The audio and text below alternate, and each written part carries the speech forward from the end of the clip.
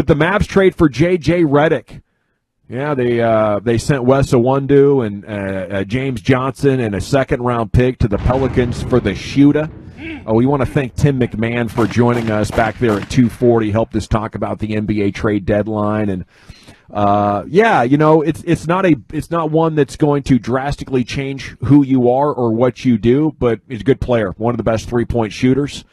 And Mavs were not able to, get in on any of the more top-end players. It was a busy day in the trade deadline, but I still think they made themselves better, and they gave themselves a chance to make that offense, which is predicated a lot on spacing, have even better spacing, which would be awesome. They were always going to have a problem upgrading too much because they didn't have a whole lot to give up. Now, when you tell me that you got back something useful for Iwundu, who I'd like to thank for that's – something great that he got called out the other night for a good effort. Cool. Rick called him out for a good effort. Yeah. Good job, good effort, and good effort on getting us a player. I do think that Portland, by acquiring Norman Powell, got better by more than the Mavs did. I think that Denver, by acquiring Aaron Gordon, got better more than the Mavericks did. But you did manage to get better. And that's great. So to have another guy that can shoot the lights out once his, heel is healthy. Yeah. That was what Tim said. He'd been out for a bit, and he may not be ready to go right away. But that's nice. Anytime you can give up assets that honestly don't matter, a second-round pick, a veteran journeyman who doesn't play much, and a guy who shouldn't play ever, and get something, cool. I like it. Yeah, the fact, and you, James Johnson, it's during the pandemic games when they were 2-8 or whatever that bad record was. He was having to play a lot of minutes. I mean, they were having to play him, and then after they started kind of getting back to normal, he stopped playing. He became a cheerleader on the sidelines there. You could see, you see him and he's interacting with everybody and stuff, and that was really a positive thing there, but. His minutes, if you look at the box score, if you really dig into the box score like Jeff likes to do, you would see that his minutes were none. And there were 2, 3, 4 games in a row where he just didn't even play. So if you can get something for a guy like that, that's all. Let me guys ask you a question real quick. Did the Clippers get worse by getting rid of Lou Williams?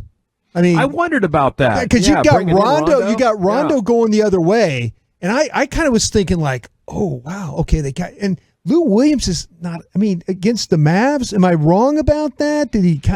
Was he one of those kind of guys that got under your skin guys?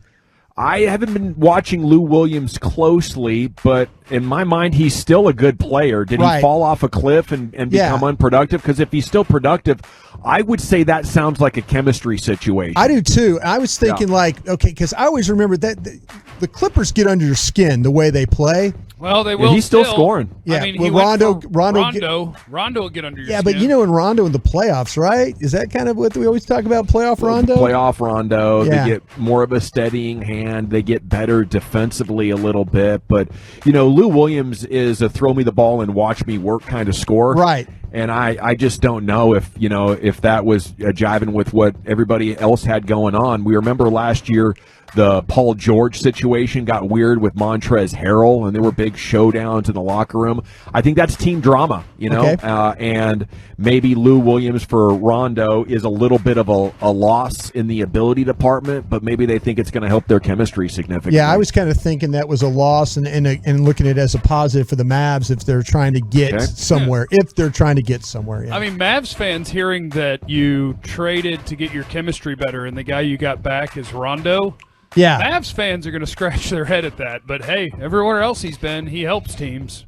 Celtics didn't like him. The Celtics guys, him and Ray Allen had an epic, bitter feud while they were teammates. But I think there have been a lot of teammates that have respected him. He's just kind of like a love him or don't really get him type of dude. Andre Drummond's still with the Cavs. They're going to work on a buyout. So the Mavs didn't want to trade for him. At that salary, it would have been very difficult to make something work. But now he's about to become a free agent, and the Mavs are going to be amongst the teams right there saying, hey, not only do we want you, but we really need you, bro. I don't know if you can go anywhere else that rebounding and rim protection and minutes is going to be more than what you'll get here with the Mavs. Yeah, so he'll be a Net or a Laker? Which one's he going to go to? Laker. That's all well and good, but I'd like to go be with the superstars and maybe win a championship if you don't mind. I get it. The Heat moved Oladipo to or the Rockets moved Oladipo to Miami, and the Heat are looking for LaMarcus Aldridge to be waived, as multiple teams are going to be interested in him. Playing better basketball down there now. They weren't for a while there. They were struggling bad, but they seem to pull things together now.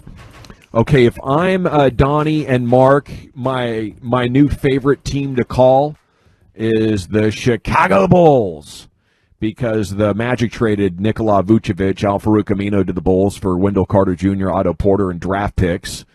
Vooch is become a very bona fide star here this year at 30 years old. He shoots from three. He dominates the paint. But he is now a Chicago Bull. That's tough. I'd say, hey, just let us know.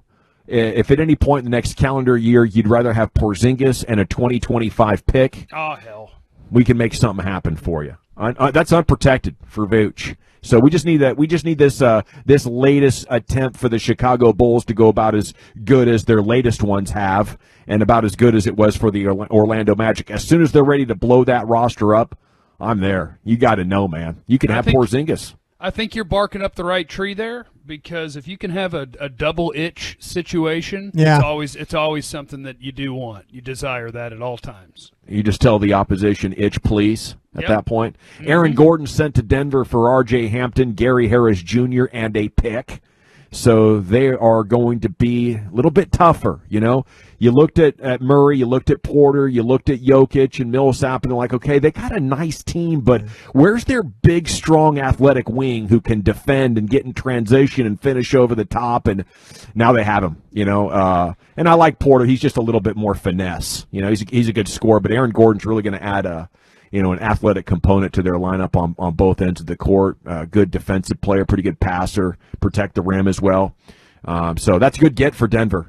I think it's either them or the Blazers between who helped themselves the most here in the West.